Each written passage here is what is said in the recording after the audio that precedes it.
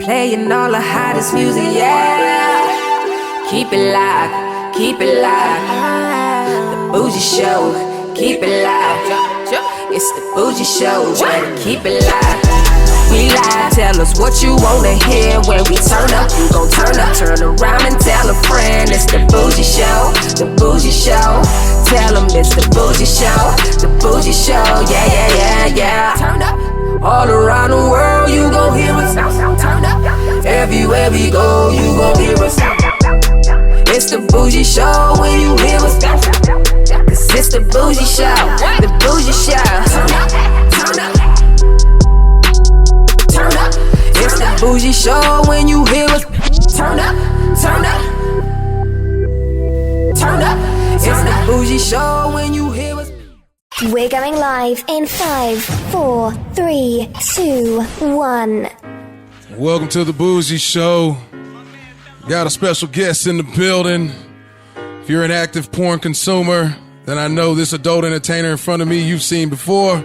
Probably stroking one of your favorite female porn stars. He's nominated for 2021 Inked Awards, Male Performer of the Year. I refer to him as the Will Smith of porn. Ladies and gents, Isiah Maxwell is in the building. That was a nice intro. Yeah, you know, I was coming like that. That was nice. Oh, no, it's all good, man. What's good with you? Ain't nothing, man. How you feeling, Isiah? I appreciate you coming, man. I know we're supposed to go down in March. I was like, I woke up, I was like, wait. Oh, you forgot today? No, I was just, there was so much going on. My schedule got changed and I ended up staying in Vegas. And then you talking about in March? Yeah, okay, yeah. And I woke up that day. Even today, stuff changed, man. Like I had to do 2 back-to-back scenes and like push the time back a little bit, but I made them pace it fast so I could get down here. Oh, okay. Because I appreciate it. How was your what time did you start your first shoot? My first scene started this morning at 10 a.m. and the second scene started at 3. So you just take a lunch break in between? I had to actually go get tested, so I had to go down and get COVID tested and come back up. Otherwise, I would have just knocked it out back to back. So you had a long ass day. So after this, you going home? That's it for the day? Pretty much, man. Okay. And then I got to get up and do it again tomorrow. Putting that work in, huh? Hey, man, trying to. Now we're gonna go right into it, man. So now I know that you were an agent prior to becoming an adult entertainer. Yeah. Can you explain to the people how that transition took place? And what was it? I wonder if these former employees that you used to work with now work. Oh, I'm sorry, that's something else. I'll save that part. Go ahead and answer that first. Well, I started off as an intern, and it was for college. It was in order for me to graduate, and so I interned in my field of study, which was journalism. And it just kind of transitioned from me being a publicist to an agent. And the reason why I was behind the camera at first was because my intentions was never to be in front of the camera when I first got in. Okay. I kind of wanted to do behind the scenes, so if I walk away, my hands would be clean. I could do another job and have no issues with the resume. But the longer I stayed in it, the longer I fell in love with the industry. And then I started talking to a couple of the girls, and they was like, you should hop in front of the camera. You qualify. Right. And then it took me about a year of asking all the male talents what was their success, what was the stuff that they did wrong, and what would they change. And after a year of like just interviewing them, basically, I was like, all right, I'm ready to do this. And so hopped in front of the camera in 2013, and I was able to avoid a lot of the pitfalls early performers find themselves in the early stages of their career. And what type of, you speaking from a male perspective, right? Yeah. So definitely. What kind of pitfalls can you give an example? Yeah. What do you mean by pitfalls? There's the number one thing that get a lot of guys kicked out of the industry is the ego. And if you got a big ego before you earned it, then people will show you that you are replaceable in this industry. I always remember we could all be replaced at any time. There's plenty of guys that want to do this. Right. Leave the ego back at home. But besides that, routine of just getting up, getting ready, and making sure that you're good to go. I mean, a lot of things that I do to stay ready on camera comes from me preparing myself off camera. Now, correct me if I'm wrong. don't you have a father that had played a major figure in the adult entertainment business? No, I'm a first generation performer. Yeah, okay. Yeah, my father is very supportive as well as my mom, but no, I probably had a couple people that played my father.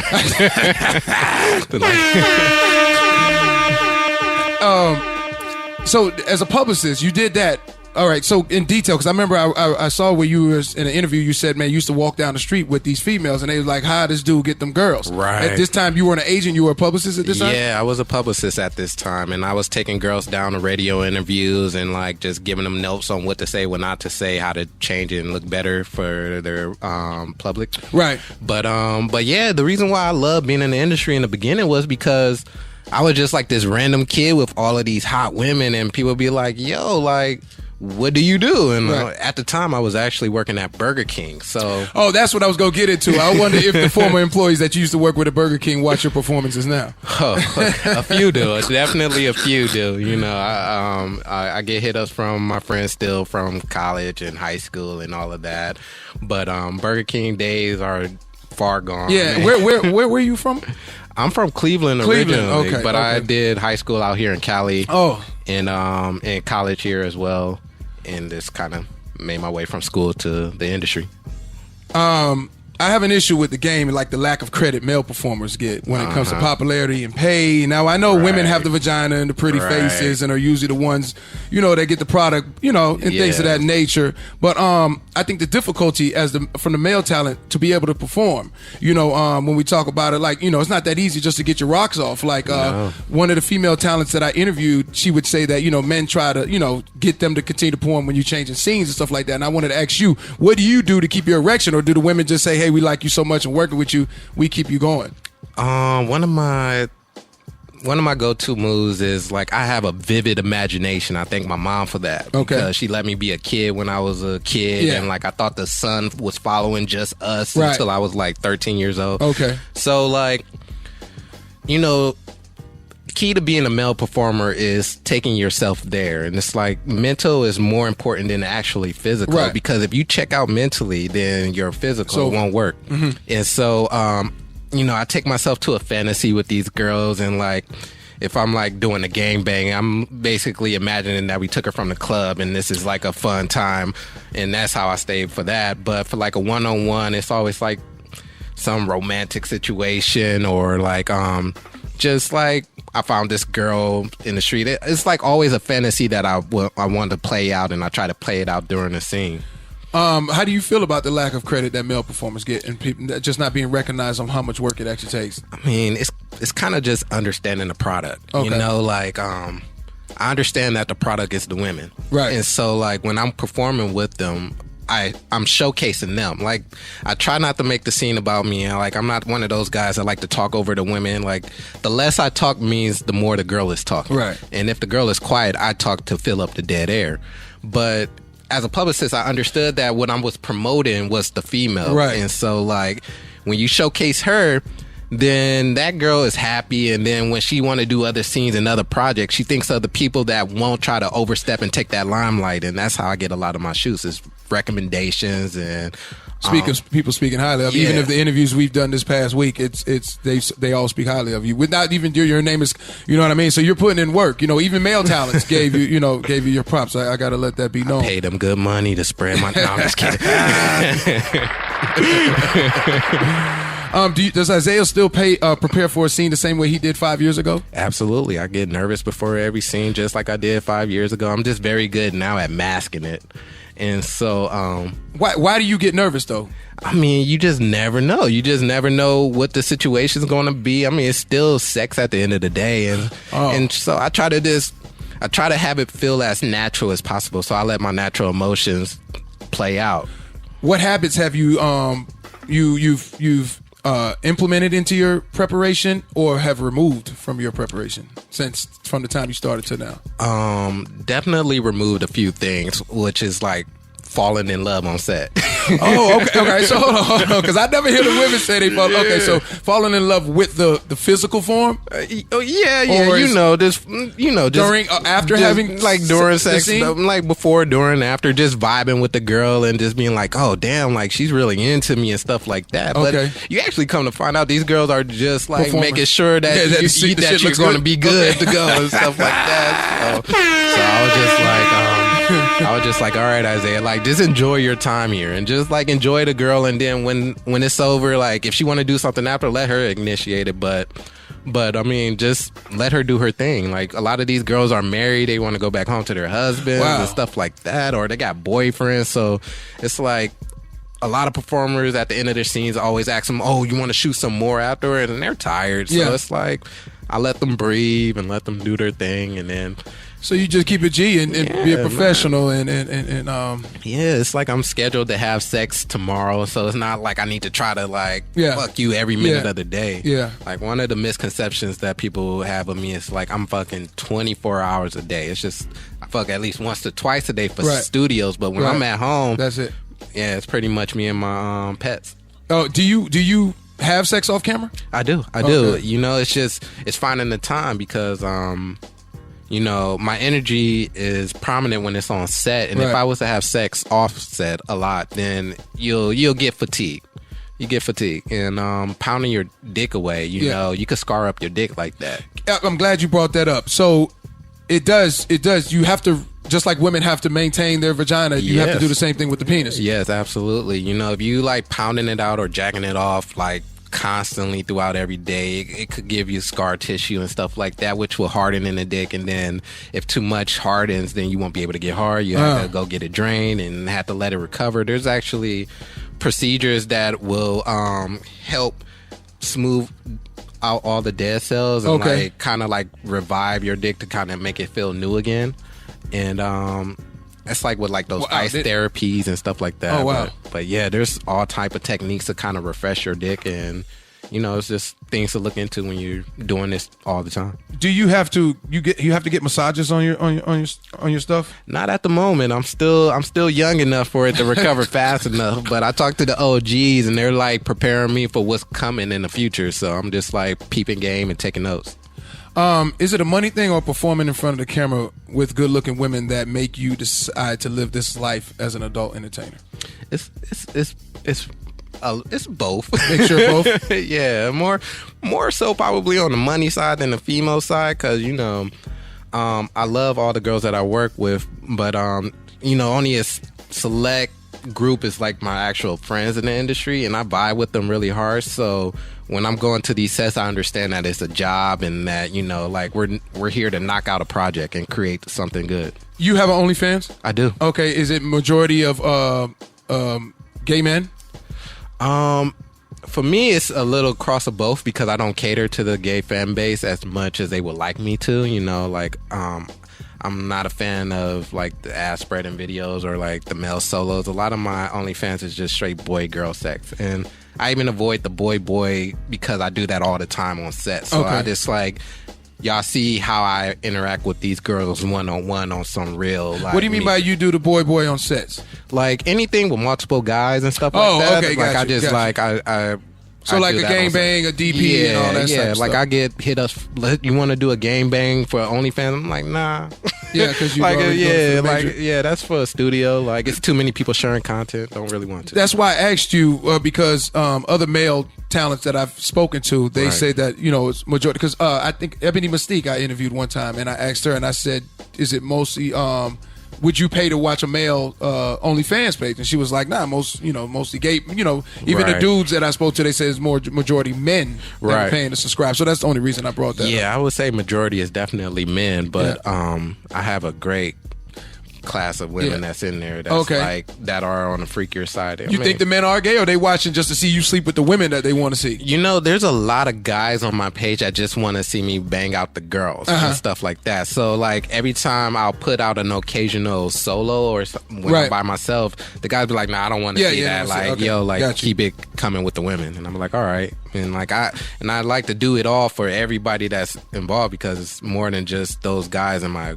OnlyFans. So I do cater. I try to make sure I tackle everybody and give them a little something of what they want. So when you're, because are you a freelancer with these production companies? Because I see you have a Brazzers. Did I pronounce it right? Yeah, Brazzers. Okay. Do you are you under contract with them, or is that something they just give you because you worked on set? Yeah, and you're just wearing it. Yeah, it's just something they gave me. It's a little chilly in LA, okay. So I had to keep this on the day. But I'm not under any contract. I always been my own agent. I advocate for independent models and I still advocate for agents as well because I did it before, so I understand the heaviness of their job, and so the respect is definitely there for them.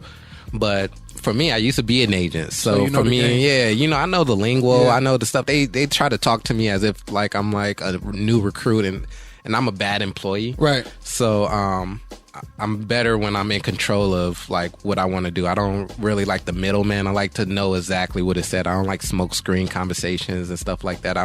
You don't need to put sugar on shit and tell me it's candy. Right. I feel you. Is there a difference with working with high profile female talents opposed to up and coming or the ones that are more underground? What can you give me an example of what one of the differences are? It's so funny. Like in a DVD, there's 4 scenes. Okay. And like they always pay the top model the most, and then the 3 are what we call the filler scenes. Okay. And when you have a girl like that, I mean, personally, I like to work with the up and coming girls, right? Because they got something to prove, right. So their sex is a little bit more energetic and stuff like that. When you get to like the high profile girls, depending on which ones, you could get girls that are like, I know that I'm the look, so you get what you get, right? And then you got to kind of cater to like their sexual style, which is just like kind of posing and just kind of like showboating them, which is cool and all, but that's why I prefer to work with the up and comers because they like, I got to get to that spot there. So I'm like, I'll help you get there. Right. Let's do this.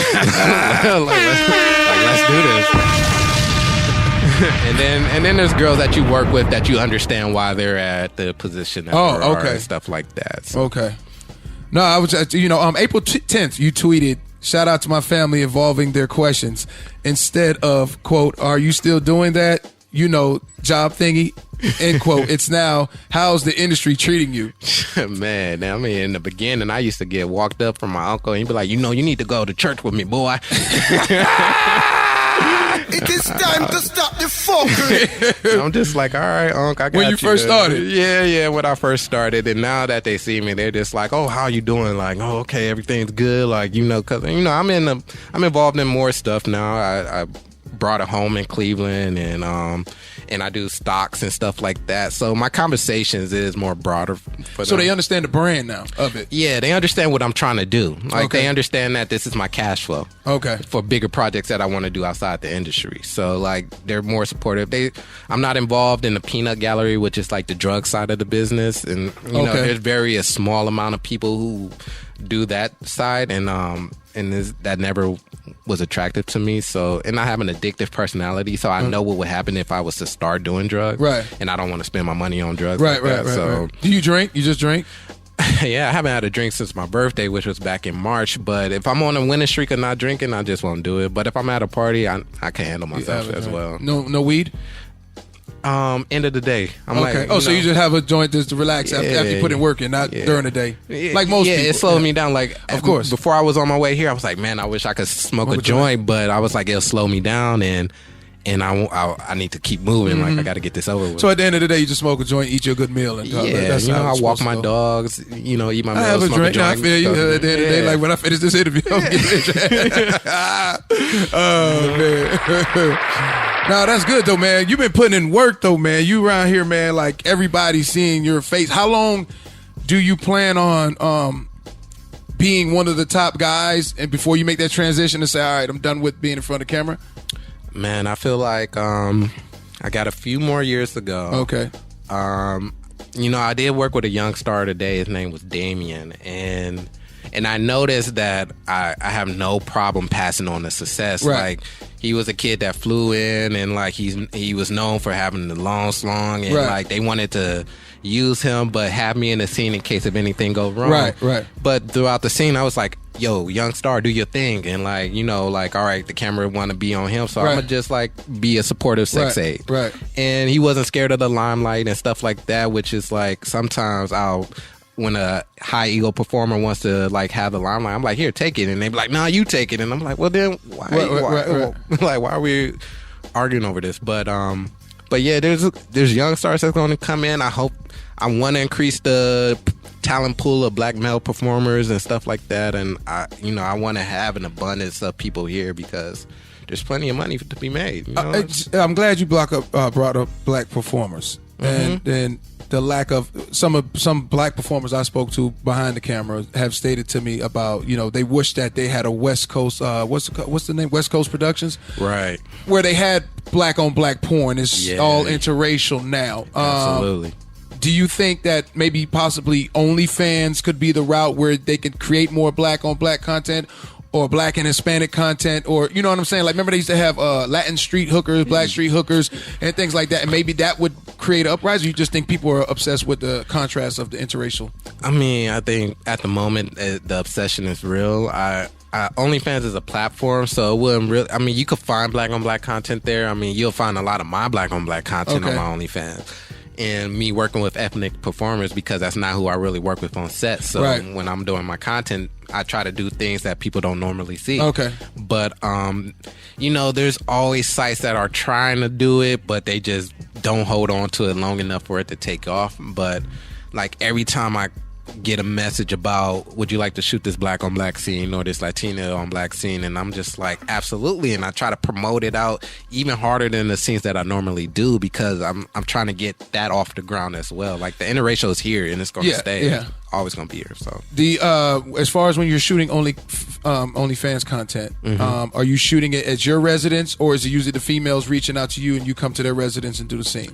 Mostly my resident, because I stay by myself. Okay, so they come over there. So are you constantly changing the backgrounds at that, or how you doing? Or you just have the infamous black couch type thing? Yeah, everybody knows my bed now, but like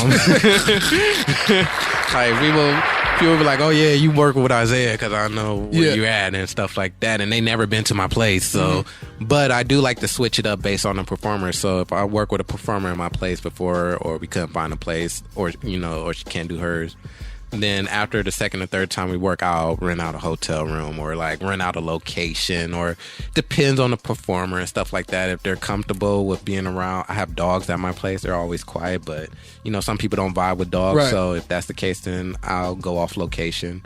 And it just depends on, I'm always a case by case. Like, sometimes I'm just feeling it and I'm like, yo, let's hire a cameraman. I don't feel like holding the camera this time. I really want to bang this girl out. Right. And it just all depends on the situation, but I never have really one single format of doing anything when it comes to OnlyFans. Is it difficult for a popular male adult performer to have a regular girlfriend? I think you could do anything in this industry that you want to do. I've seen successful relationships. I've seen relationships that was phony from the start. Right. And I feel that, if you put in the work, it's like civilians. It's like, you're going to have the people that are in cubicles, they're going to have people that hit on them there as well and go out to the bar and stuff like that. It's the same type of temptation. Ours is just more upfront because we're more upfront with what we want to do in this industry. It's like, yo, we're here to bang. Like, so do you want to bang off camera? It's like, I got my girlfriend at home. But yeah, I've seen relationships work. For me personally, I'm single because it helps me do my job better. Right. I don't have girls that are like tiptoeing around me because they're scared of upsetting a girlfriend that I may have, or if I was to date a high profile star, they don't want her to jeopardize the work that they can get in the future and stuff like that, because I heard of girls that are higher up just being like, she's too into my man, so they'll tell the producers not to hire her for stuff. But yeah, I consider myself the industry boyfriend. So it's just like, hey man, you doing your thing, man. Every time I'm seeing it, you're putting in work. You traveling back and forth to Vegas and LA. When's the last time you've been to Miami shooting? October. I was out there the first week of October. You shooting with Bang? Yeah, I was shooting with Bang Bros, and Legal Porno is out there. Okay. And I knocked it out with Victoria Cakes and Hazel Moore and Kyla Quinn, and that Victoria Cake scene was really fun. You could see us parading through Florida as she just doing her thing. People came up to her, knew who she was, and like she put on the show. It was real fun to watch. If you could, because being that you were an intern, publicist, and agent before, with the porn, and do you deal with PR companies now? Yes, absolutely. You do. Mm-hmm. And how is it beneficial to you? And do you recommend that to other male talents? Absolutely. If you know what you want to promote, if you want to be bigger as a person, you look into the things that make you bigger. Okay. PR agents are people that could do the work that you wouldn't normally think of doing. So if you have a product to promote or your image want to be bigger, there's some of my go-to publicists that I like to recommend people to, and then there's other publicists that could cater to people that don't want as much. But yeah, I'm in contact with all these publicists just because that was like my lane in the beginning. So it was like those were the people I was clicking with, and I owe a publicist a quote today, so I'm gonna do that right after shit. that. That's real. If you could share one lesson with a new male talent, what would that be?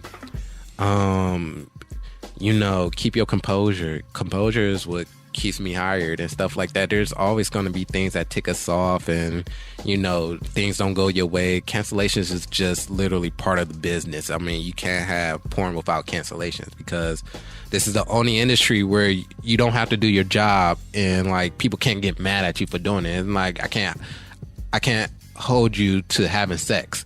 It's like, if you don't want to have sex, then don't. So cancellations happen? Absolutely. And they happen because somebody's not in the mood to have sex that day? Is that majority of the time? Or you just wake up and you feel at odds with yourself, and you just like, not today. It's just not. Wow. I'm not feeling it. And I get texts from directors that be like, like this girl canceled her trip coming into town, or like, a test popped dirty and like can't do anything. And so like, there's so many, like, plenty of just variables that could happen and mess up your day, and you just gotta like chalk it up. You pay for money to get tested and stuff like that. It don't get reimbursed. Yeah, that's great. Just gotta chalk it up to the game. So as far as like, have you ever seen males or even yourself cancel?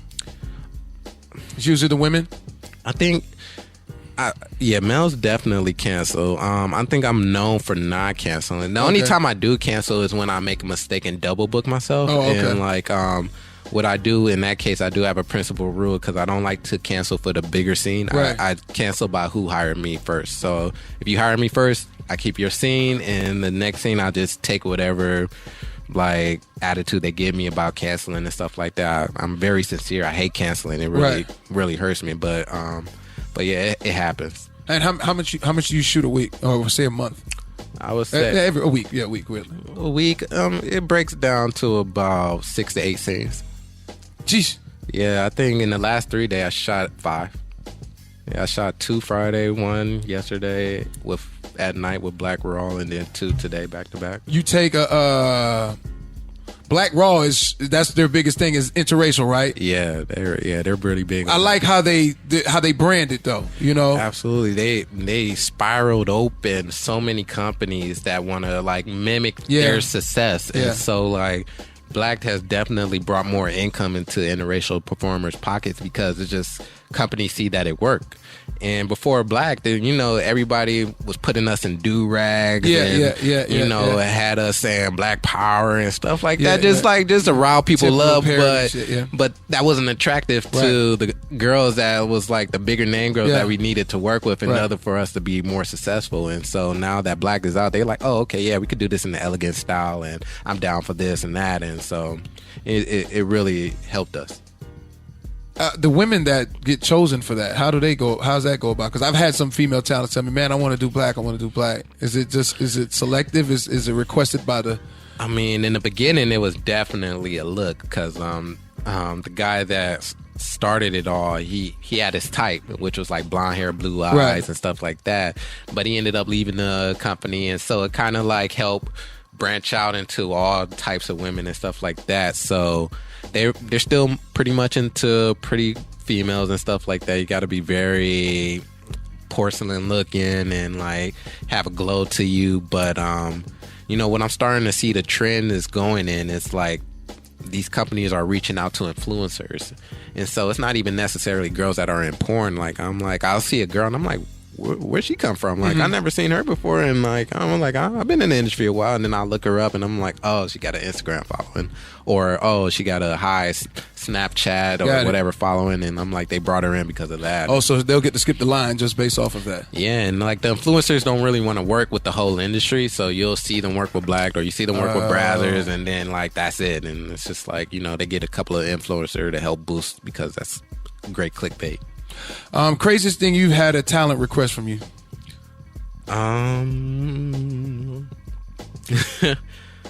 You know, I can't think of anything off back. I would say the most recent that I had to deny was a pretty girl wanted me to like slap her in the face for her TikTok. And like, oh man, and it was, but like, they would have removed that anyways. That would have been considered violence. I wouldn't even know. I didn't even entertain the thought. I didn't even entertain the thought because we're in such an environment where it's like frowned upon now. Of course. So it was like 3 of us, and she was like, "Yeah, I want you to slap me, and then I'm gonna say harder than the other." And I was just like, "Nah, sweetie, that's not just me." to get a click or a few. Yeah, just to push her name up. And I wouldn't. And then they'd be using that against you. I was like, "You don't look at my stuff, hon." I was like, "I'm not that guy." Like, you know, there's guys like that that don't mind and stuff like that. And you know, if I'm in a kink situation, but it just wasn't that type of situation, so it came awkwardly. But I mean, there's always crazy stuff that these girls ask for me to do. Like, you know, mostly their husbands ask me to do it. Like, yo, can you just bang out my wife and stuff like that? So, you know, it comes from all sides. Stop the fuckery. So hold on, these are talents, husbands? Yeah, absolutely. Like, yo, my wife is into you, man. You want to just knock out a content scene with her, or like, you know. And they like to sit there and watch it? Sometimes, yeah. I had one couple where I was banging the wife, and then I looked to my right, and I saw the guy sitting in the corner just jacking off. I was like, oh, okay. I was like, well, let me focus right here. Like, you do your thing. It's all good. That's why they cooked me steak. It's time to stop the fuckery. So it's all good, you know. Oh man. Wow. You ever done swingers? Like been to a swinger party and did that? No, because I don't have a girlfriend to swing with. Well, yeah, that makes sense. Yeah, and then like, but I mean, that'd be cheating though on your end, because if you walk in there and they think you're a regular guy, and then how's this dude so comfortable, you know, just slanging wood in front of this room full of people, you know? But I've been to swinger parties and stuff like that in the past, but that shit probably feel like nothing, right? Yeah, you know, there's this, you know, I become the performer. And it's like, you know, I'm there to hang too. So, yeah. But yeah, it's just like I become the show, and it's like, all right, like I don't want to bang out all of this for everybody. Yeah, like, I want us all to be involved. Like, congrats on you too. I see you just got, I don't know if that's your first adult toy. Oh yeah. I saw it on Twitter. I just, you know what I'm saying, I ain't like I went to fucking check the product out, but I'm just saying. Yeah, Doc Johnson hit me up right after I won Male Performer of the Year for XBiz in 2019. Okay. And you know, they grabbed a lot of us out of that award show actually, but yeah, they've been holding me down over there and just kind of like slanging my product while I'm like knocking out these scenes. Yeah, no, man, that's a good look, man. That's a power move, man. You know Absolutely. what I'm saying? Kind of get the girls a little yeah. teaser. Do they like shape out your shit? Sorry, God. Let me get that. Sorry, they'll hit the cord. Do they? Jesus. Do they shape out your penis and then make the toy off of that? Yeah. They put like a whole motor on your dick, and like you gotta stay hard and like let it rest in there for a little bit, and they'll take it out and then do the mode. I meet the staff that do it, and nice ladies, and you know, it's all good. I put my dicks in stuff before, so it was. We got a bona fide freak in the building. Came naturally, man. It's like, put your dick in here. I'm like, okay. Hey, what's the top 3 things on your no checklist? On my no list? Yeah. In the scenes, it's no anal play. Like, I don't like girls to rim me for studios, but it's not something that I'm opposed to. Wait, what do you mean? Like no anal play, meaning you don't want them licking your butt? Yeah, I don't. Oh, okay. I don't want no them finger in the butt. Yeah, I don't want them fingering it or anything like that. And it's not that I'm against it. It's just I know that sells really well. Right. Like it was a trend of black muscular men bending over and like showing their muscles while getting rim. And it was a big selling point for IR, but it wasn't my type of trend. Of so course. like if that was to be done, it would be done for my OnlyFans. And like I rarely do it, but the only time I really do it is when the girl is like really into that and she's like, that's my thing. And I'm like, all right, I'm not gonna stop you from doing your thing. Like you can rim me. But I can't do the fingers. I don't like anal play and stuff like that. Another no list is, let's see. Race porn? Yeah, like I'm not gonna say N-words on set and stuff like that. You can say BBC, I don't mind that. You know, like I like playing with that, but like you can't call me the N-word, or you can say black, you can describe my skin color. I don't But you're not working with, what is it called, dog fart? No, I actually am. Oh, you are? Yeah, they just don't ask you to do that. Yeah, they don't ask me to do that. And they stopped doing that a while ago. Oh, they did? ago. Okay. Yeah, they actually stopped saying BBC.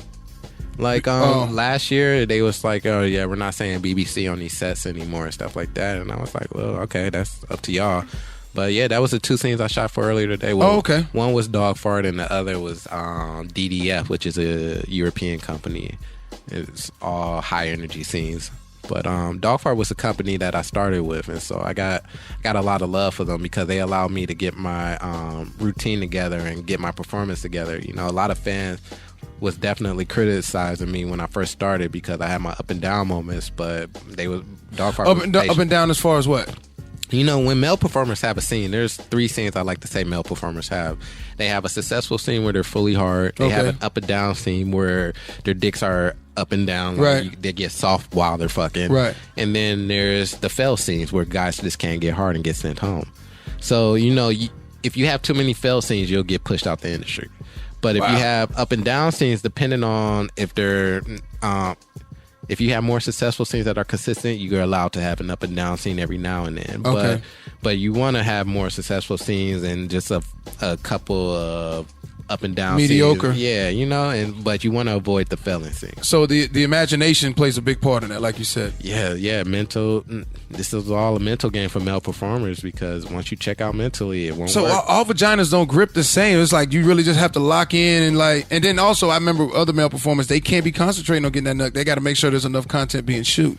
Absolutely, you can't just fuck the pop like like, you know, our scenes is like 25 to 45 minutes depending on the company, and me in real life is like 5 minutes. Okay, yeah, that's real. That's real. Like the average thing, right? Yeah, you know, like I get a girl that be like, but you can't go on. I'm like, but sweet, that's work. Yeah, but you know, like on a good day, like I could go all night. Like we all can, but yeah, the performance is for the camera and stuff like that. Like that's not real sex is what we call it. It's like opening up to the camera, so I'm always at an angle and stuff like that. But when I'm at home, I'm like, you could close your legs and like, we could close in. It's just us. There's no cameras here. Right. Like chill. Mm-hmm. If you could perform with a porn star from the past, an adult film star in the past, in their prime, who would that be and why? Probably Jenna Jameson. Jenna. Wait. Before I say Jenna Jameson, let me go back. Pinky. Oh, you would have liked to catch Pinky in her prime? Yeah, I wanted to catch Pinky in her prime. I wanted to catch Cherokee the ass in her prime. Oh, wow. Yeah, let me talk about the girls that I really vibe with when I was younger. Pinky. Mocha was another one. It was just like... You ever got with Misty Stone? Yeah, Missy Stone is a great Oh, you worked friend with of her? mine. Yeah, she's a great friend of mine. I'm trying to get her, man. Hopefully one of these days we get her in here and knock it out. Yeah, man. When she in here, she's an entertainer, man. She's still in the industry, though. Yeah, absolutely. And when we perform with her, like, it's so funny, man. I do a lot of dirty talking, but Misty Stone dirty talking is a next level. I take lines from her dirty talking. You mean while she's performing? Yeah, while she's performing with you, she'll say some line, and I'm like, oh, okay, I need to put that in my repertoire. When I talk to these girls, I'm like, damn, that's a good line and stuff like that. And she'll make you feel like you really on top. Like, yeah, you the number one guy. Like, that's the type of performers male performers want to work with, is the girls that make them feel like they're the number one at the moment that they're fucking. And, you know, Missy Stone is a great performer of, like, making sure she caters to the guy and making sure, like, there's nothing wrong with how she feels about you. She feels like she's really into you every performance, and she got a man and everything like that. Oh, she does? Yeah, they're good peoples and everything like that, but yeah, she's a great performer. Yeah, I didn't know she had a man. Mm-hmm. He's a normal guy? In case her fans don't think so either. But yeah, he's a normal guy. He's a real cool dude. I haven't met him, but she talks highly of him all the time. So as long as she treated well, I'll praise his name too.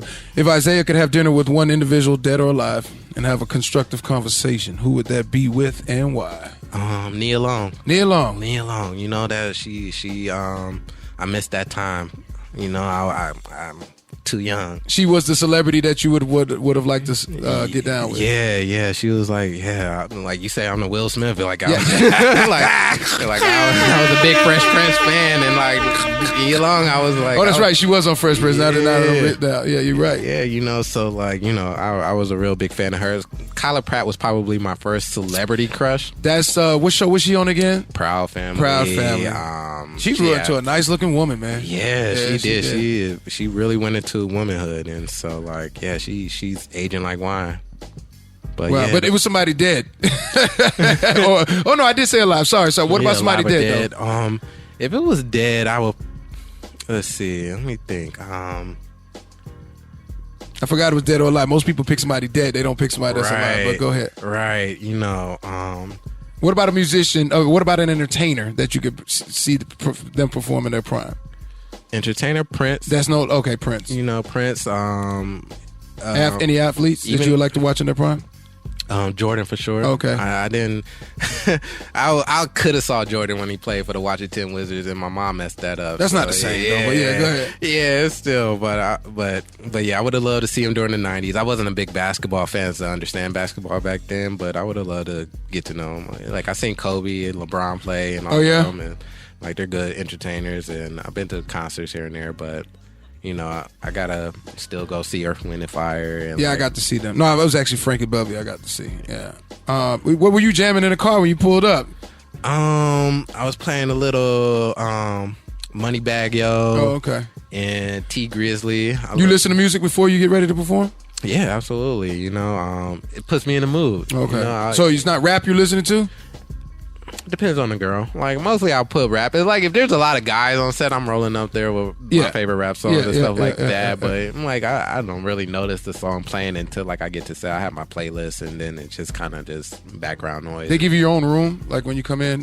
Depends on the company. Like Black will give you your own room, and Brazzers as well. But other companies is just kind of like more intimate, and so we all know each other, and we don't really necessarily need that. You know, some actually prefer the togetherness over the separate rooms because it helps us vibe with each other a little bit more. You know, we all have to be intimate with each other, and it's just like if you're separate the entire time and then got to get together when it starts, it kind of feels forced. You initiate the conversation when you are on set, if need be. Okay. You know, there's some girls that have no issues talking, and there's other girls that are very shy, and so you know I try to make sure they're comfortable. I ask them questions about their life, so like, you know, when we start having sex, I kind of try to figure out their vibes a little bit or talk about their do's and don'ts. I have that conversation with every girl I perform with. The end goal for Isiah Maxwell when it comes to adult entertainment, do you see yourself as a director one day going back to being an agent? What do you see? You know, that's a good question. When I stopped doing agency work in 2018 to become a full-time performer, I said that I'll get back into the agency work when I'm older because it's a game that you could do when you're older and not doing as much. Right. The issue was I started performing more than I was able to help my females get work. So, like, the days that I was on set was, like, also days that I had to make sure where my other girl was and why she wasn't on the other sets and, like, find them and make sure they got all their info. And it was kind of hard to talk and find where a girl was at when I'm trying to take sex stills at the same time. But yeah, when I'm older, I definitely see. Well, I don't see. I could see myself going back into agency work, but I really like real estate as well. So like that's something that I'm venturing in and want to like grow and start my portfolio in. All right. Well, we're gonna start the moment of truth. Moment of truth is when I ask you. Well, I'm not gonna ask you. I'm gonna say something to you. You tell me if it's true. you say true. If it's false, you got the option of elaborating on why it's false. And if you choose not to answer, you say you'll pass. All right. All right, so we'll start now. Favorite place to skeet on a female is the breast. False. Okay, where? Probably cream pie coming inside. Is it? You're already there. We got a bona fide freak in the building. You've had a nut you wish you could get back because the broad was whack. True.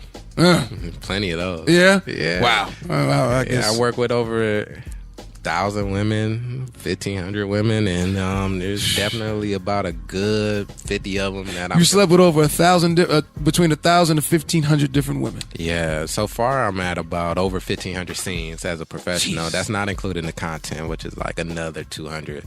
But it's a lot of nuts, bro. Yeah. I gotta make sure I continue to drink my protein. Yeah, I can imagine. Jeez. You know, sea moss for the guys that want to know like what other supplements I take, but sea moss is a good Okay, free game. Free game. We can applaud that. Yeah. You still get joy out of watching your performance. I do. I'm in love with what I do. So Okay. like I enjoy performing. I enjoy like creating some porn for people to masturbate to and or just marvel at. Some days you just don't feel like getting your rocks off. I would say that's false, man, because We got a bona fide freak in the building. you know, I have to literally force myself to take a day off because I subconsciously will schedule sex. Like I'll be thinking that I have an off day and then I'll get a text message like, are we still on? And I'm like, oh yeah, I forgot about, yeah, are we still on and stuff like that. So it's just like, I'm a nymphomaniac in a true sense of like, I love sex. Okay. And, I really have to like take the time to like give my body a rest when it calls for one. You gotta keep yourself healthy on the camera. You know what I'm saying? I mean, as far as your body up to par and things of that nature. How do you find time to work out if you shooting all this? Either before and after. You got to force yourself. You know, like I'm a adventurous introvert. So like, even though I'm like to myself a lot, like I'm always outside and like working on myself. So if I'm not hiking, I'm at the gym, or if I'm not doing those things, I'm reading to like learn something more on the topic. So when I talk about it to people, I don't sound ignorant. Yeah. So it's always just like carving yourself to make yourself a little bit more tight. When recognized on the streets, you smile at a person and say, "Yeah, that's me." You do? Yeah, okay. True, so you true. look. I won't deny it's me. Give me the last time you've been recognized. One of the most memorable times was definitely in Cleveland when, like, I didn't expect to get recognized, and I was like at a 4th of July event, and I was just walking up and down, and like I was holding my niece's hand because that's who I go out there to visit, right? And like I'm walking her and just like showing her around, and like a guy was like, "Hey man, I know you from somewhere," and he was like, I was like. And he was with his family, and so I was just like, It's time to stop the fuckery. I was just like, yo, bro, I don't want to like put you on blast, right. But I was like, you probably online a lot. Yeah. And then he thought about it, and he was like, oh, he was like, what you doing over here? You know, like this is Cleveland. Like I thought LA, and I'm just like, yeah, I'm here with my family and like stuff like that. And I mean, I took my mom out to a breakfast dinner when I went down there for her birthday last year, and like the waitress came and was like, hey, so everybody here in the restaurant is telling me that you're very famous, and like if you don't mind, what do you do? And I'm just like, oh, with your mama, what'd you say? And my mom just smiling, and she loves seeing that. She get a kick out of it. Yeah, she if gets you was a girl, kick she out of it. probably because would, she tried to put me in entertainment as a diaper baby and Okay. like had me get headshots and stuff like that. So you know, I'm like, I'm sitting on the curve as a little toddler with an afro, and so she's happy that I actually did do something in entertaining and be something more than just a 9-to-5er. Are you surprised with how many people watch porn and will let it be known that they know you? I'm not surprised as much anymore. It was more surprising when I was like also being surprised as well. Like when I'll be watching, when like I'll be like, oh, I actually know that person and stuff like that. When it was like, it was unknown to me. But now it's kind of like, this is what people do, and even more so, when people say they recognize me, they be like, "Hey man, I don't want to blow up your spot. I do know who you are, but like, you know, I just want to say, yeah, bro, vibing with you. Like, yeah, you doing it, man. Like, so you have more men that come to that let you know that they okay. And then I mean, I was in Cleveland. I guess I get recognized more in Cleveland than I think I do. But I was in Cleveland walking with my niece and my sister, and like my sister was like, "Hey, like." That lady is pointing at you, showing her boyfriend who you are, and I'm just like, oh, okay, well, like, yeah. So it comes on both sides. I would think out here though, you get recognized. No, absolutely. Like I went to the Nipsey Hussle Memorial, and like everybody that I was walking past. Which memorial? With the memorial when he was buried? No, not that one. Like when he was having this. When they had the parade on Crenshaw. Okay. And Crenshaw and Slauson. Okay. And so, like, when they first put up his mural and everything, and everybody was kind of you talking about when the event, when the shooting went down. When okay. it first happened. I went up there with Vanna Fox, and everybody was like, oh, I know you, and this and this and that. And Anna was like, oh, you're famous. What do you say to them? Just what's up and keep it moving? Yeah, I say what's up and everything like that. And so, because we was there for Nipsey. So, yeah, most definitely wasn't. Yeah, I got it. You love the lifestyle of a porn star. I do. Mm-hmm. True. Your homeboys ask you the craziest things when it comes to your career and lifestyle of it. False. You know, they are curious, but they got such a respect for me. They don't even like care that. They just like, they know me so much on the personal side. So so they don't get into that. Yeah, and even when I'm around them, I'm not like Isiah Maxwell. Right. I'm just Isaiah. And stuff like that. Like they call me Zay, and so I'm like, all right, cool. Like, so they don't ask you about, man, you ain't sleep. Well, how was it when you slept with such and such? Just. You know? Yeah, they'll ask me occasionally. Like if there was a couple of girls, they'll be like, "Yo," like my barber, for example. Right. He'll look at my Instagram and he'll be like, "Yo, man, that girl was hot." Like he loves when I shoot black on black porn. He'll be like, "Yeah, that's a girl I can see myself with." And we'll talk about the girls and like their personality and like, you know, like if they're really cool in person and stuff like that. But all right, so that's false. But they actually more so talk about like what I do off camera. Like, yo, like I got my friend back home into working out and stuff like that. I was like, that's a big contribution to why these girls are attracted to me. Right. You check out the female talent you're going to perform with social media before meeting with them? False. You don't? I did that in the beginning and I learned not to do that. Why? You see their performance and like you'll see a really good scene that they do, and then you get to them in person and they're not feeling it that day. Oh, so I've been disappointed. You don't set yourself up I've been disappointed a lot. Where I'll be like, "Oh, this girl's really gonna put it on me," and then I get there and it's like, nah.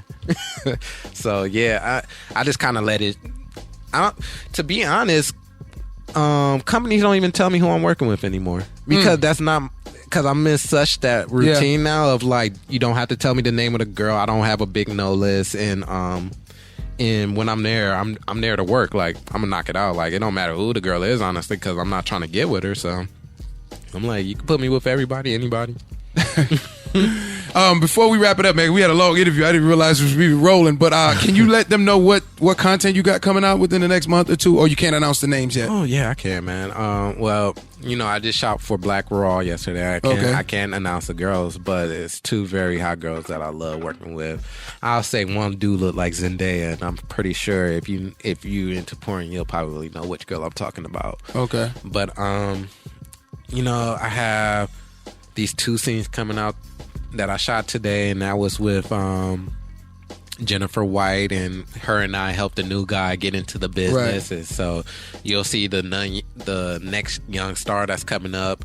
And as well, I work with Richard Mann, who is an OG veteran. Oh yeah, no, Richard Mann. Yeah. He played my father today, actually. Oh yeah? Yeah, and we banged out close. He made your girl tap out, Pinky, back in the day. When Pinky was in her pride, Richard Mann had her ass running.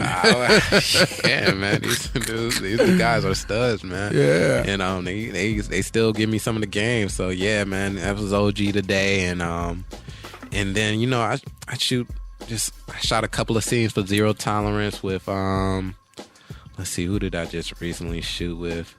I'm always such on to the next project. I feel you. I just kind of, but you know, I shot some stuff with Luna Star. I shot some stuff with Adriana Chekchik that I haven't promoted out yet. There's some stuff coming out with Indica Monroe for like She Loves Black, which I shoot for a lot now. Right. And there's just, I shoot with about 25, 30 girls a month, so it's always something in the airway coming out. I think I'm at about a good 120 scenes so far throughout the year. That's with the pandemic, putting in work, huh? Yeah, man. It's just the pandemic wasn't even that bad for me, man. Well, because a lot of the problem for male performers is a lot of them can't afford to stay in because of all of the testing and stuff like that. So, like when the testing protocols came down, we had to get tested every 1 to 3 days. It kind of weeded out a lot of people that couldn't afford to stay. That's crazy. Like I was just off default of like, yo, you need the job because you're the only one available. So I was working 30, 35 times a month around that time. Yeah. You know, I was serotonin depletion, which is something that is not really talked about, but it happens. It's like you work so much, you don't have any more serotonin to like be personable. So I was very on autopilot during that time of like, you could talk to me and I'll give you a response to whatever specifically you ask me, but in terms of the extra, like me giving you any type of my personality, it just wasn't there. I didn't have the energy to give. Got it. So like a lot of times when I was hanging out with my homegirl Kendra Cole in Vegas, who holds me down out there, she knows me she watches my dogs when I'm out, and like we grew up in this industry together, so she knows me on a personal level. And I came into her place and apologized. I was like, look, like I'm sorry for how I'm about to act right now, but I just want to be on my own shit. And it was like time where usually I'm at home alone doing this, so I don't have to explain to anybody, but serotonin depletion gets real, and like I just want to make sure nobody thinks that I'm having that attitude towards them. Got it. You can let them know your Instagram and Twitter before we get out of here. Yeah. Instagram is Isiah ISIAH _ Maxwell, like Maxwell's house. Right. And my Twitter is Isiah Maxwell, and that's as well as my OnlyFans. If y'all want to see what I do off camera and behind the scenes. Isiah Maxwell, we appreciate you joining us on the Bougie Show. Wish you the best in your future endeavors. It was a great interview, constructive, informative interview, and thank you again for coming on the Bougie Show, man. Man, I know I could talk. Thanks. That's all good. Appreciate it, man. It's the Bougie Show with Zay the DJ.